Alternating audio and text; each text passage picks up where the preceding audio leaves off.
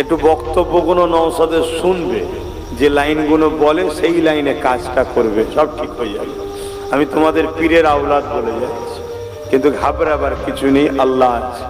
চোখ কানটা খুলে রাখবে, চোখ কানটা খুলে রাখবে, আর খারাপ লিও না। একটু বক্তব্যগুলো নওশাদের শুনবে, যে লাইনগুলো বলে সেই লাইনে কাজটা করবে, সব ঠিক হয়ে যাবে। আমি তোমাদের পীরের আওলাদ বলে যাচ্ছি, চোখ কানটা একটু খুলে রাখবে।